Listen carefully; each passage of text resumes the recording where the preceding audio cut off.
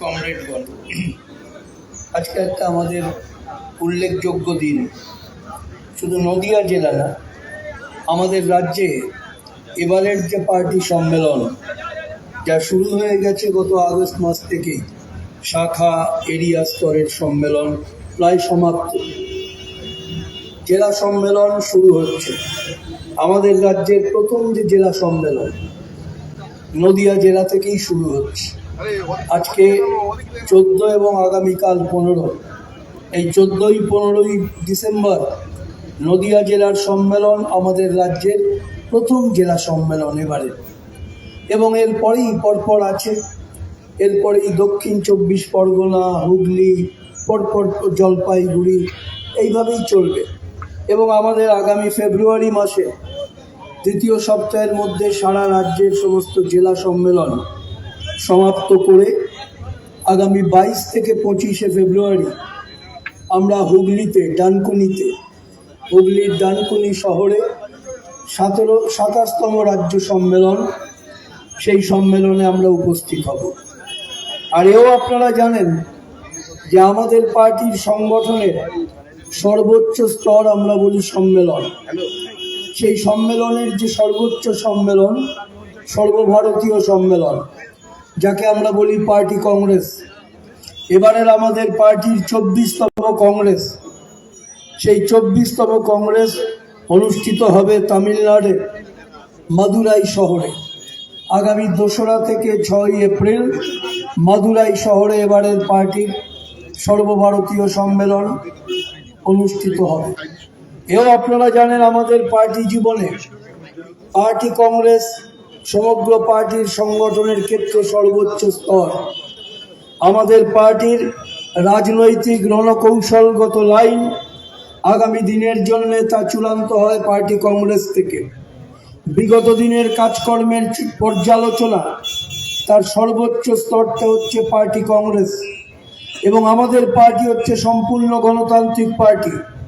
শাখার সম্পাদক নির্বাচিত হন, এরিয়া কমিটির সদস্য, এরিয়া কমিটির সম্পাদক সব নির্বাচিত, তারপরে জেলা কমিটির সব নির্বাচিত হন সম্পাদক সহ, রাজ্য কমিটি, এমনকি পার্টির কেন্দ্রীয় কমিটি, সাধারণ সম্পাদক, কেন্দ্রীয় কমিটির সদস্য সবাই নির্বাচিত হন।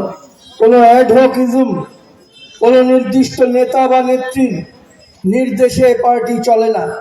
চূড়ান্ত গণতান্ত্রিক এক সংগঠন, তার প্রতিমূর্তি হলো ভারতের কমিউনিস্ট পার্টি মার্ক্সবাদ।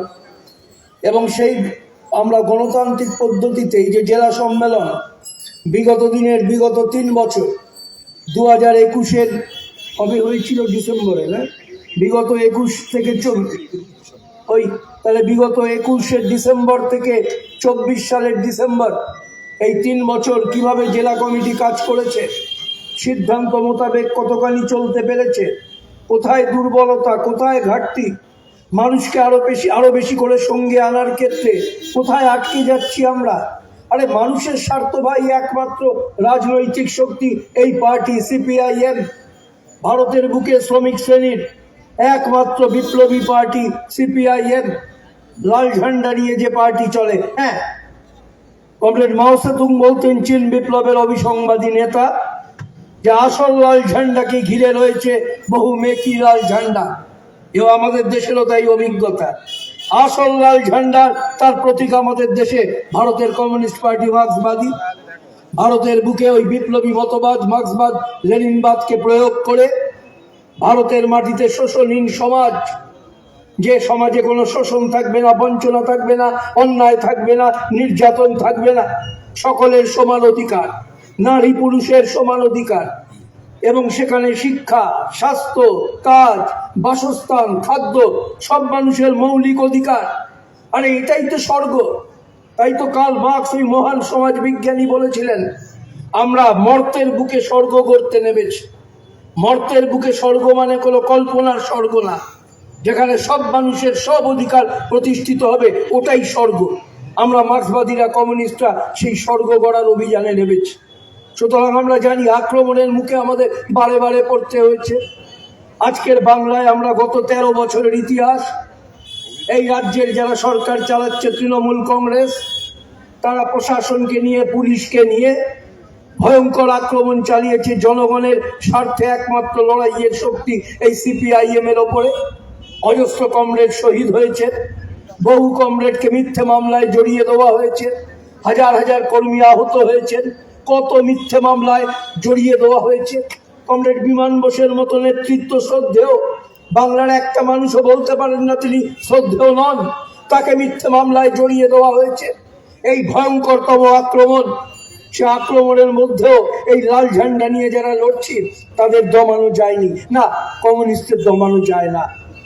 দুনিয়ার বুকে মানব সভ্যতার যে লড়াই, ওই হিটলারের মতো চরমতম মানব সভ্যতার বিরোধী শক্তি, তার বিরুদ্ধে লড়াইয়ে গোটা দুনিয়া জুড়ে নেতৃত্ব দিয়েছিল লাল ঝান্ডা কমিউনিস্টরা।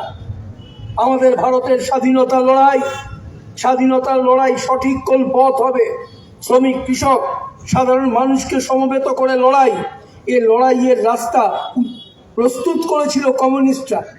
এমনকি ভারতের স্বাধীনতা সংগ্রামী তারাও এটা অস্বীকার করতে পারেননি। জওয়াহরলাল নেহরু, মহাত্মা গান্ধী, কমিউনিস্টদের এই ঐতিহাসিক অবদান কেউ অস্বীকার করতে পারেননি।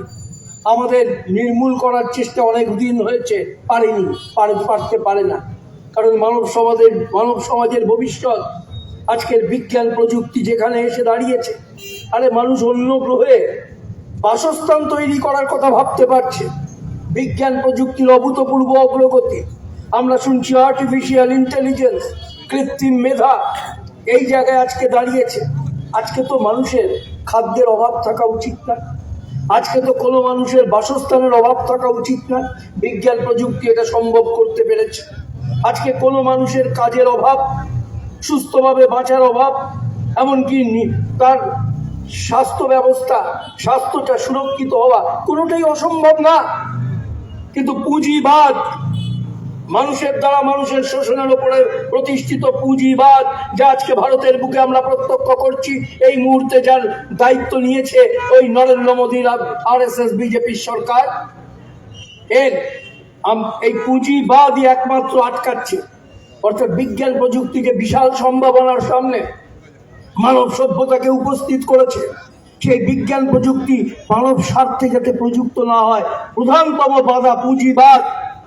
ভারতের বুকে পুঁজিবাদ মানে তা সামন্তবাদের সঙ্গে মিলেমিশে রয়েছে। সেই জন্যই তো আমাদের কমিউনিস্টদের লড়াই। এ ভারতের বুকে আমরা যদি ওই স্বর্গ মানে সেই যেখানে সব মানুষের সমান অধিকার, আমরা জানি ভারত মানে দুনিয়ায় এমন কোনো দেশ পাবেন না যেখানকার মানুষ 700 ভাষায় কথা বলে। 700টা ভাষায় কথা বলে ভারতের মানুষ। দুনিয়ার এমন কোনো ধর্ম ব্যবস্থা নেই যা ভারতের বুকে বিরাজ করছে না। কি বৈচিত্র্য, এত বৈচিত্র্য! এই বৈচিত্র্যকে দেখেই তো কবিরা গেয়েছে, নানা ভাষা, নানা মত, নানা পরিধান, বিবিধের মাঝে দেখো মিলন মহান। বিশ্বকবি রবীন্দ্রনাথের কথা ভাবুন, তিনিই বলেছেন, হেথায় আর্য, হেথায় অনার্য, হেথায় দ্রাবিড় চীন, সখুন দল পাঠান মোগল, এক দেহে হলো লীন। এই তো আমার ভারত, বৈচিত্র্যের ভিত্তিভূমি এই ভারত। আমরা কমিউনিস্টরা এই বৈচিত্র্যকে রক্ষা করি, ভারত যাতে এগিয়ে যেতে পারে। তাই বৌদ্ধবাদী ভারত, ধর্মনিরপেক্ষ ভারত, গণতান্ত্রিক ভারত, তার জন্য আমরা লড়ছি। এবং আমাদের দেশের সংবিধান 1950 সালে যখন তৈরি হয়েছিল, তাতে বলা হয়েছিল ভারত মানে বৌদ্ধবাদী ভারত, ধর্মনিরপেক্ষ ভারত, গণতান্ত্রিক ভারত। আর আজ আমরা এই মুহূর্তে আমরা দেখছি আমাদের ভারতের এই বৌদ্ধবাদ, ধর্মনিরপেক্ষতা, গণতন্ত্র চরমভাবে লাঞ্ছিত, আক্রান্ত। এবং তার জন্য আজকে আমাদের দেশের বুকে যুক্তিবাদ, ইংরেজিতে একটা শব্দ আছে রেশনালিটি, সেই যুক্তিবাদ যার ভিত্তিতে মানুষ, আরে মানুষও তো অন্য জীবের মতো, কিন্তু জীবের মধ্যে শ্রেষ্ঠ মানুষ। এই জন্যে মানুষ বিচার করতে পারে কোনটা ঠিক, কোনটা ভুল, কোনটা ন্যায়, কোনটা অন্যায়, কোনটা সত্য, কোনটা অসত্য, এটা মানুষই পারে, আর কোনো জীব পারে না। তাই সর্বশ্রেষ্ঠ জীব মানুষ, এটাই হচ্ছে যুক্তিবাদ। আজকে ভারতের বুকে আমরা দেখছি যুক্তিবাদকে ধ্বংস করে দাও, তাই ভারতের ইতিহাসকে বিকৃত করো, বিজ্ঞানের বদলে ছদ্ম বিজ্ঞান, সিউডো সায়েন্স স্থাপন করো। আমরা অতীতে দেখেছি হিটলার, মুসোলিনি, টোজো, ফ্র্যাঙ্কো নিজের দেশে যুক্তিবাদকে ধ্বংস করে ফ্যাসিবাদের প্রতিষ্ঠার রাস্তা তৈরি করেছিল। আজ ভারতের বুকে সেই ভয়ঙ্কর বিপদ, এবং এই বিপদের বিরুদ্ধে আপসীর লড়াই আমরা কারণ আমরা চলি মতাদর্শের ভিত্তিতে, না মার্ক্সবাদ লেনিনবাদের ভিত্তিতেই আমাদের লড়াই। আজকের বিপদ থেকে ভারতকে বাঁচাতে হবে। পশ্চিম বাংলা এক ভয়ঙ্কর বিপদের সামনে। চরম দুর্নীতিবাজ এক সরকার, যে সরকার কোনো মূল্যবোধকে স্বীকৃতি দেয় না। প্রশাসন, পুলিশ সবাইকে ব্যবহার করছে। কি করে দুষ্কৃতীদের রাজত্ব বাংলায় প্রতিষ্ঠা করা যায়, এক ভয়ঙ্কর পরিস্থিতি বাংলায়, তার বিরুদ্ধে লড়াই। একদিকে ভারতের ওই আরএসএস বিজেপির সরকার এক সর্বনাশ ভারতের বুকে ঘটাতে চাইছে, তাকে রোখো।